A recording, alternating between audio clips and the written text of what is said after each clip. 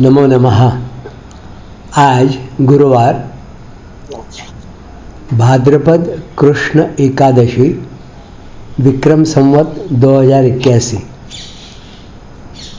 दिनांक 29 अगस्त 2024। श्रीमद् भगवद गीता के 12वें अध्याय के तृतीय श्लोक का वाचन विवेचन साधक संजीवनी के माध्यम से आज हम देखने का प्रयास करते हैं। पूर्व श्लोक से संबंध अर्थात द्वितीय श्लोक से क्या संबंध है इस तृतीय श्लोक का। पूर्व श्लोक में भगवान ने सगुण उपासकों को सर्वश्रेष्ठ योगी बताया।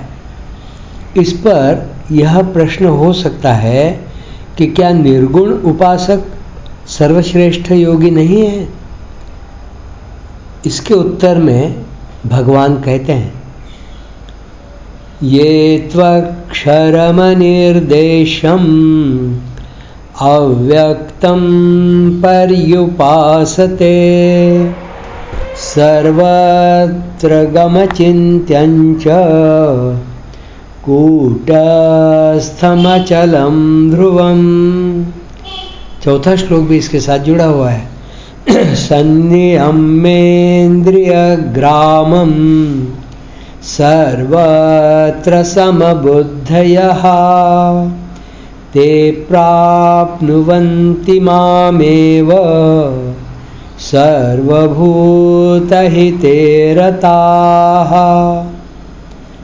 भगवान कहते हैं, जो अपनी इंद्रियों को वश में करके अचिंत्य सब जगह परिपूर्ण अनिर्देश्य कूटस्थ अचल ध्रुव अक्षर और अव्यक्त की उपासना करते हैं, वे प्राणी मात्र के हित में रत और सब जगह समबुद्धि वाले मनुष्य मुझे ही प्राप्त होते हैं। ऐसा भगवान कह रहे हैं। इन दो श्लोकों की व्याख्या।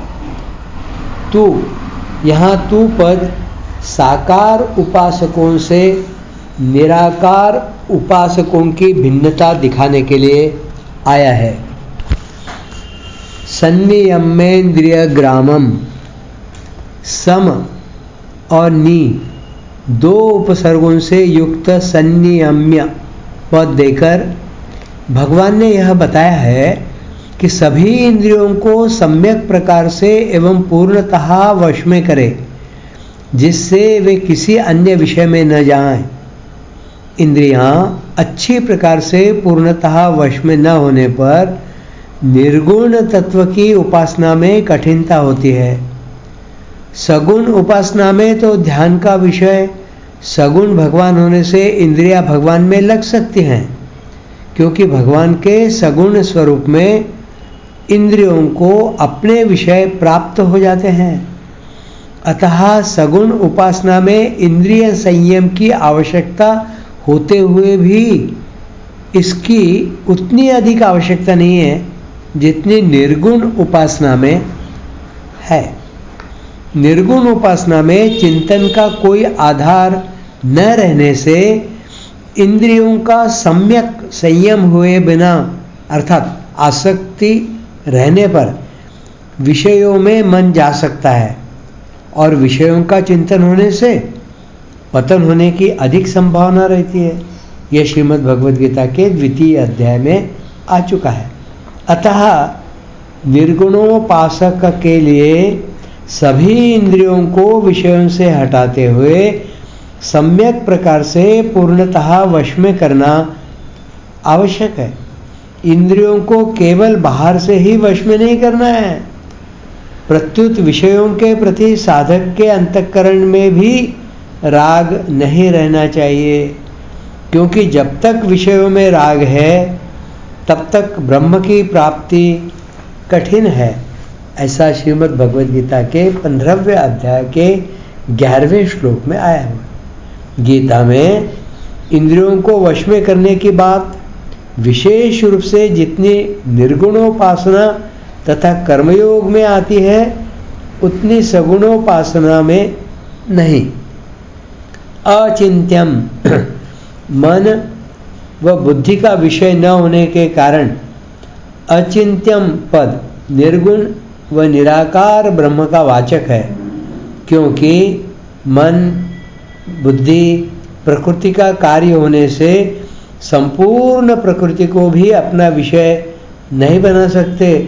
फिर प्रकृति से अतीत परमात्मा इनका विषय बन ही कैसे सकता है।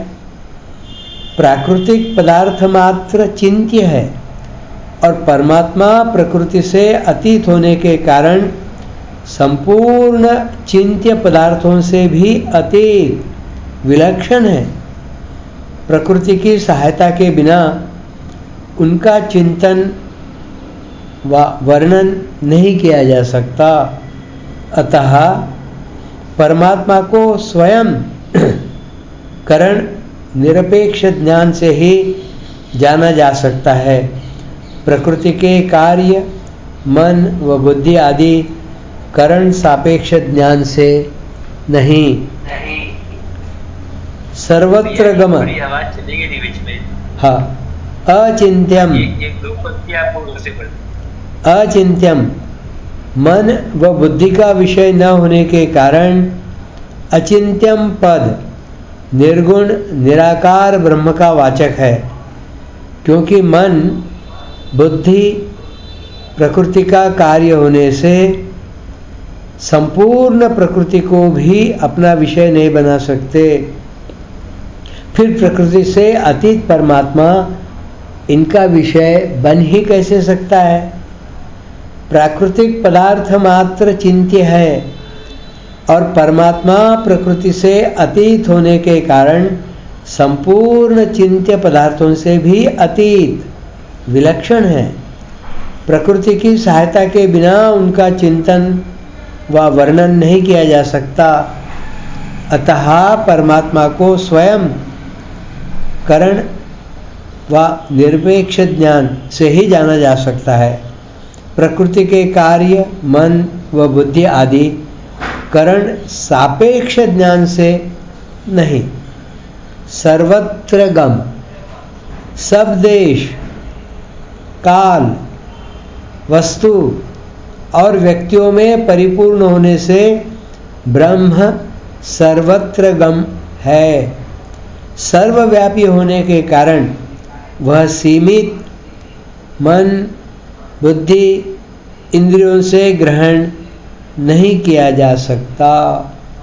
अनिर्देश्यम, जिसे इदंता से नहीं बताया जा सकता, अर्थात जो भाषा वाणी आदि का विषय नहीं है, वह अनिर्देश्यम है। निर्देश अर्थात संकेत उसी का किया जा सकता है जो जाति गुण क्रिया एवं संबंध से युक्त हो और देश काल वस्तु एवं व्यक्ति से परिचिन्न हो, परंतु जो चिन्मय तत्व सर्वत्र परिपूर्ण हो, उसका संकेत जड़ भाषा वाणी से कैसे किया जा सकता है। कूटस्थम, यह एक विशेष पद आया है, इस पर थोड़ा ध्यान दें। यह पद निर्विकार सदा एक रस रहने वाले सच्चिदानंद घन ब्रह्म का वाचक है। सभी देश काल वस्तु व्यक्ति आदि में रहते हुए भी वह तत्व सदा निर्विकार और निर्लिप्त रहता है। उसमें कभी किंचित मात्र भी कोई परिवर्तन नहीं होता, इसलिए वह कूटस्थ है।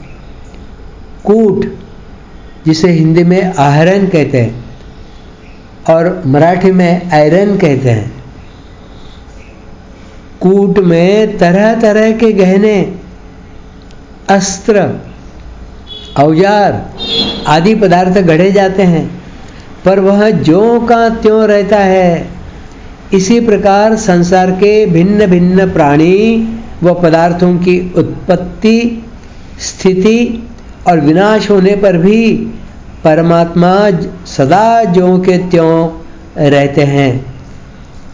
कूट हम सब लोगों ने देखा है, जो गडरिये होते हैं ना, या फिर जो रास्ते के बगल में लोहा पीटे होते हैं, उनके पास एक लोहे की एक बहुत जड़ भारी ठोस ऐसी वस्तु होती है, जिस पर रखकर जो औजार पजवाने के लिए कोयले में गर्म किया है, लाल भड़क जब वह हो जाता है, रक्तवर्ण हो जाता है, तब उस कूट पर, उस आयरन पर रखकर फिर उसको पीटा जाता है। हथौड़े के घन के कितने भी घाव उस पर लगे तो भी उस आयरन में, उस कूट में कोई भी परिवर्तन नहीं होता, वह जैसा का तैसा रहता है। इसलिए भगवान की यहाँ उपाधि है कूटस्थ। वह कूट जैसा है, कोई प्रभाव नहीं पड़ता। इतने सारे कार्य करते हैं, लेकिन परमात्मा सदा जो के त्यों रहते हैं। अचलम, यह पद आने जाने की क्रिया से सर्वथा रहित ब्रह्म का वाचक है। प्रकृति चल है और ब्रह्म अचल है। ध्रुवम, जिसकी सत्ता निश्चित अर्थात सत्य और नित्य है, उसको ध्रुव कहते हैं। सच्चिदानंद घन ब्रह्म सत्ता रूप से सर्वत्र विद्यमान रहने से ध्रुवम है, जो निश्चित है, जो परम सत्य है, जो नित्य है, उसको ध्रुव कहा जाता है। और सच्चिदानंद ब्रह्म सत्ता रूप से सर्वत्र विद्यमान रहते हैं, इसलिए उन्हें ध्रुवम ऐसा कहा है। निर्गुण ब्रह्म के 8 विशेषणों में सबसे महत्वपूर्ण विशेषण ध्रुवम है। ब्रह्म के लिए अनिर्देश्य, अचिंत्य आदि निषेधात्मक विशेषण देने से कोई ऐसा न समझ ले कि वह है ही नहीं। इसलिए यहाँ ध्रुवम विशेषण देकर उस तत्व की निश्चित सत्ता बताई गई है। उस तत्व का कभी कहीं किंचित मात्र भी अभाव नहीं होता। उसकी सत्ता से ही असत अर्थात संसार को सत्ता मिल रही है।